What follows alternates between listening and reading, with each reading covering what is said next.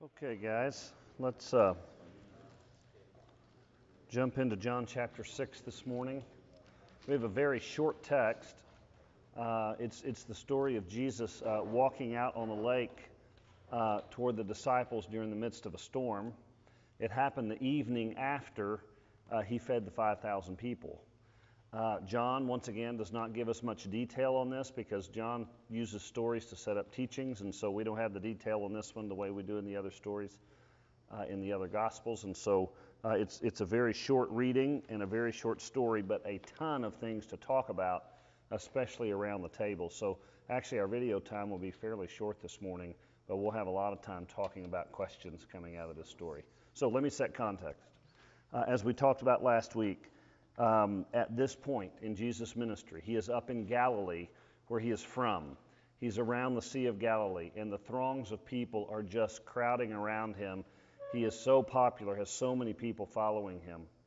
But he is burning out. He's in the middle of a time of high stress. He's just found out that John, his first cousin, has been beheaded by Herod, and so he is in mourning. He has just started his confrontation with the religious leaders that he knows 1 year from then is going to end up in his death. He is very popular among the crowds, and yet he knows that he is about to start saying some hard things that will turn even the crowds against him and will shake the very foundations of his own followers because he is going to begin to talk about his death, burial, and resurrection, and that's not what anyone expected him to be as their Messiah. He has all of these people that are following him because he's feeding them, because he is taking care of them, because he is healing them. And so he knows that the motives behind most people who are following him is not because they want a spiritual Messiah, but because what he can do for them. He is very busy. Time constraints. He's so busy healing and teaching, and it's just a grind. It's day after day after day. And so we know from earlier in John chapter 6 that Jesus was actually trying to get away from the crowds, get alone with the Father, because Jesus is trying to make sure he's aligned with the Father and the Father's will, because this is a time of great temptation and great testing. And so he wants to be alone with the Father so he can be aligned with the Father's will. So he climbs up this mountain, and he just wants to be alone with his disciples, and guess what he finds out? He finds out that 5,000 men, about 10,000 people have actually followed him up onto this mountain. And so he takes a day and he feeds them. And after he feeds them, they basically riot and say, we're going to make this guy king by force. And so they're going to force him to be their king, their Messiah, because their expectation is they want to go ahead and take Jesus and become a political Messiah and run out the Roman army and set Jesus on the throne in Jerusalem and make him a political, physical leader and Messiah, to make Israel like it was in the great days of King David. But you know that Jesus doesn't have that in mind at all. And so at the end of John chapter 6, verse, 15, right before we stopped, here's what he says. It says they try to take him king by force, so what does Jesus do? He literally escapes, probably miraculously, and goes off by himself. And so he is gone because he needs to spend time with the Father to make sure he's aligned with the Father. So that's where we pick up where the story is now with the disciples. The disciples have seen all this. They have been with Jesus. They know how tiring it is. They know what the grind is.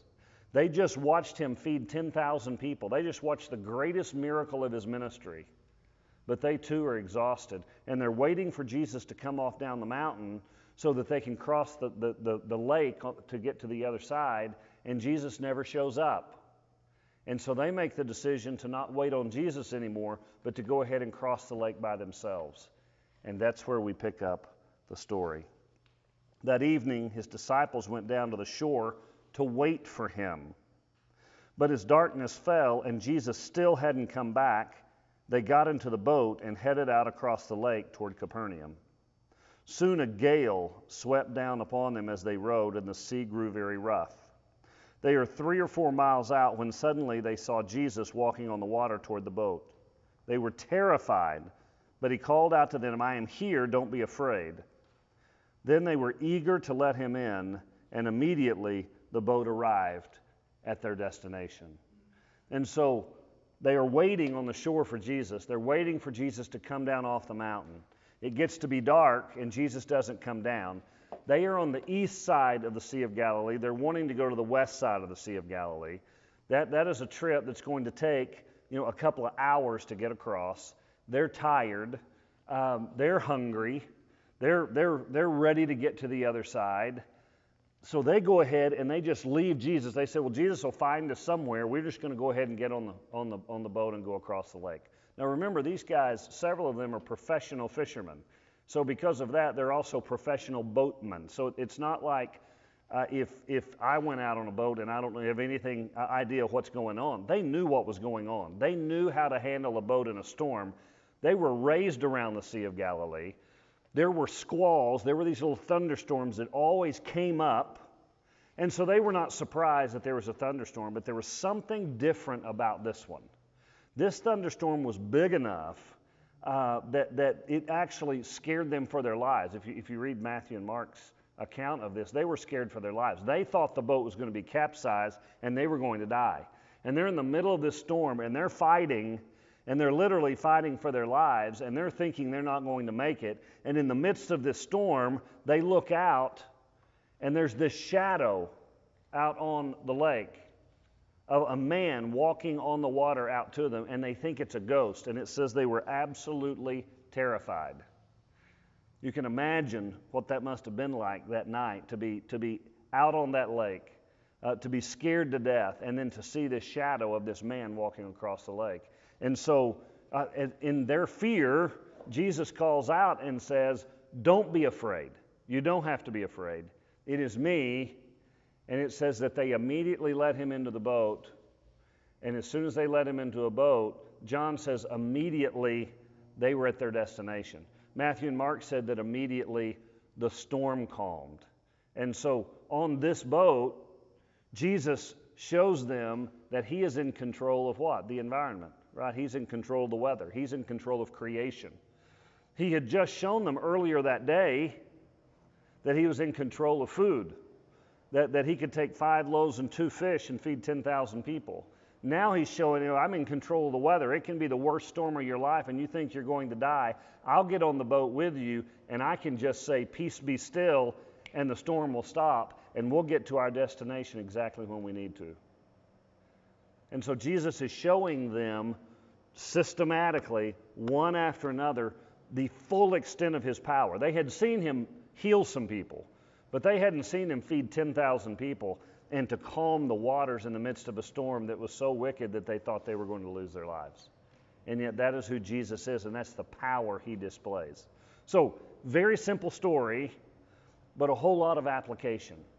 And so if you'll look on your notes, and we will keep you on video, all of these will come up on the screen, but we actually have 6 or 7 application points about this story, because I want to talk to you about the storms of our lives. Because this is the disciples in a physical storm, but we don't need to miss the power of this story for us in our storms of life. Whether it be going through a divorce, or the death of a loved one, or whether it be job-related, or finance-related, or having to do with relationships, or loneliness, or our kids, or whatever else it is, we all have storms in life. We all have those tough times. And this story gives us incredible insight as to how we handle storms and how God handles storms. And so we're going to spend the rest of our time together this morning around groups talking about these different issues. So let's start with this first one, Roman numeral 3, letter A. Everyone has storms in life. You agree with that? I don't know anybody who's been around very long that hadn't had a storm or two. If you haven't had a storm yet, hold on, it's coming, right? So because these storms come, and we have to admit, some of the storms in life are because of other people's decisions, and we're affected by those decisions. Let's go ahead and be honest this morning that many of the storms in our life are caused by our own decisions, right? We'll make decisions that cause our own storms. But it doesn't matter if I put there because of my own decisions or I'm put there because of decisions other people around me have made. Reality is, I find myself in storms sometimes, and what do we do? So we're going to start And I'm just going to ask you to go around the table and just be honest with one another and answer this question. What are some of the storms in life that you have that you need Jesus to be in the boat with you as you walk through this storm? Okay, so just go around your group and talk about the storms you have in life.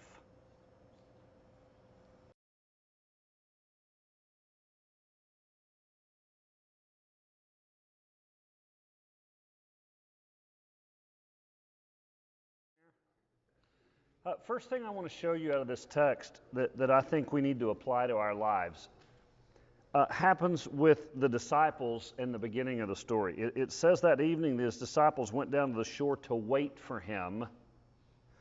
But as darkness fell and Jesus still hadn't come back, they got into the boat and headed out across the lake. How much of our time in our relationship with God is spent waiting on God? Spent waiting on God, right? And how often do we get tired of waiting on God, and so we go ahead and walk ahead of him, or sometimes out of his will, because we're tired of waiting on the shore and we're ready to jump into the water? I can't tell you, and I think men are a little worse about this than women are, but I can't tell you how many times in my life I've ended up in a storm because I just didn't wait on God. I just got tired of waiting on him. He had a design. He had it figured out. He would have been with me through the whole journey, but I just got tired of waiting on the shore, and so I said, you know what, God, I'm going to go ahead and go, and whenever you're ready, you can catch up. You ever done that? Okay. That was their first big mistake that night, is they end up out there alone without God because they walked ahead of his will. So next thing I want to do as we go back around the table is I want to ask you this question. One, why do we have a tough time waiting on Jesus?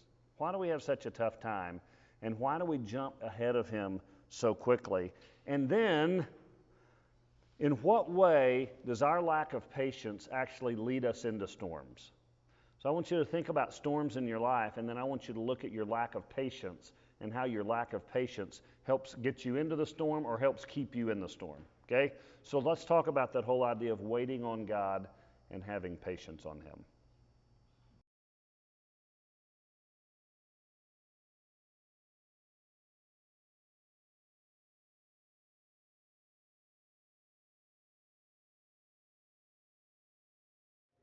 And we'll go to the next point in this text, and that is fear. The disciples end up in the storm because they walk out ahead of Jesus, right? Now, there's no reason for us to believe that if Jesus was with them, the storm wouldn't come up, right? Because Jesus, usually he doesn't take the storm away, although sometimes he will. Usually what does Jesus do? He just walks with us through the storm, right? He's just in the boat with us. And for the disciples, that's enough. That's all they need is just the presence of Christ in the boat with them.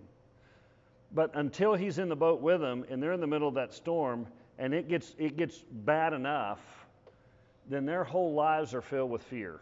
And it's just, to me, it's so analogous for what happens with us, because I'm usually not waiting on Jesus. Because of that, I make decisions that get me in a storm.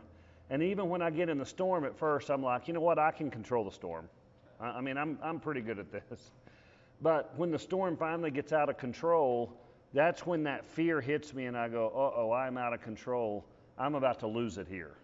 And that's when I'm just talking to me. I'm saying I'm not talking about you, but that's usually then when I call out to God and say, okay, God, if you don't show up, I'm done, right? But how did I get there? Well, I wasn't waiting usually. Because I'm not waiting, I'm making decisions that get me in the storm. And even when I get in the storm, I don't call on Jesus right away. I wait for the storm to get bad enough I think I'm going to die. That's when I finally call out to God, right? So what I want to do is I want to spend some time talking about fear. And in fact, if you look, C, D, and E all have to do with this whole idea of fear.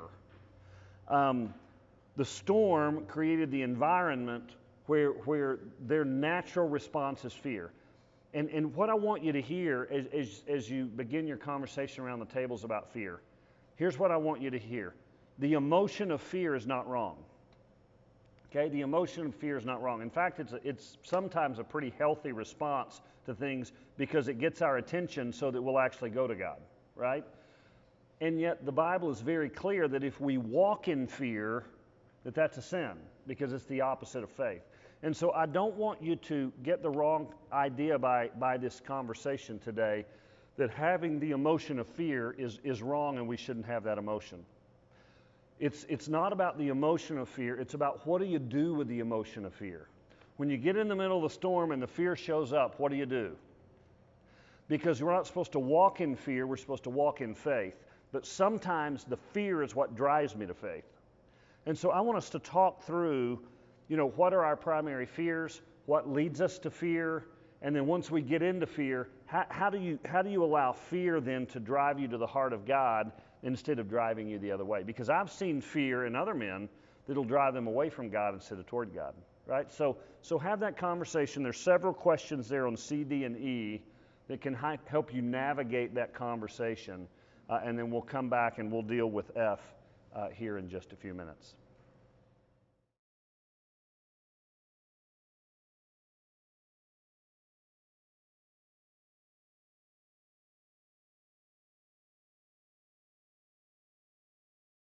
Let's move on to the next point in the story. The disciples are on the boat, and they're full of fear. And I guess the thing that strikes me most is it is the same night that they just saw Jesus earlier that day feed 10 or 15,000 people with 5 loaves and 2 fish. And so you would think that they would be in a position where they would be out on the boat and say, well, this afternoon Jesus provided for us, and so tonight on the boat Jesus is going to provide for us. But they don't seem to have that attitude. They seem to have the attitude of, we're out here in the storm, we're out here by ourselves, Jesus is nowhere to be found, and we're done for. And I find it's interesting that we have a tendency to do the same thing. And I call it, Jesus, what have you done for me lately syndrome. Where we have a tendency to say, well, what Jesus did for me in the past is the past. What I want to know is, what do you have for me today? What do you have for me right now? And we have a tendency to let our fears run free because we forget how much Jesus has done for us day to day in the days leading up to the storm that we're in right now. Does that make sense to you? And so I think that's what the disciples were guilty of, and I think that's what we're guilty of sometimes is we don't hold on to our faith in the storms because we have a tendency to have short memories when it comes to the provision of God in our lives. Which is why, and I know this doesn't sound very masculine, but I really don't think it's a masculine thing or a feminine thing, I wish we would all learn to journal. I wish you would just add that to your personal spiritual disciplines, because when you sit down and you begin to pray and you begin to write down your prayers and journal out God's activity in your life, you're now putting it on paper, which helps you remember all the times God has come through for you. Because what happens to us is, well, God hadn't come through for me in like 3 days, and so he's certainly not going to come through today. But what if you had your journal with you and you were able to say, look at all the times that I journaled about this and God did this, and I journaled about this and God did this. That journal helps build your faith because it helps you with your memory, because our memories go away. But those journals help preserve it for the duration of our relationship with God. And so it's one of those just real practical applications on what you can do to help fear from overtaking you and to remember the provision of God is just journal his blessings. Just journal the way he's taking care of you. Okay? So we're going to go to our last point here. And that is the solution to Jesus' presence. The solution to the storm is Jesus' presence in the boat, right? Isn't that what happened? When Jesus got in the boat, what happened? Well, in this case, he calmed the storm and they immediately went on to land. What I found in my life is that's rarely how Jesus handles my storms. But he does come on the boat with me, and his presence allows me to make it through. Right? And so it's the presence of Christ. And so I want to close out by talking about what is it about the presence of Christ in our storms that gives us the strength and the power to be able to see them through. So that's where we'll close up close up around your tables then with just some takeaways from the study, and the same thing if you're watching on video.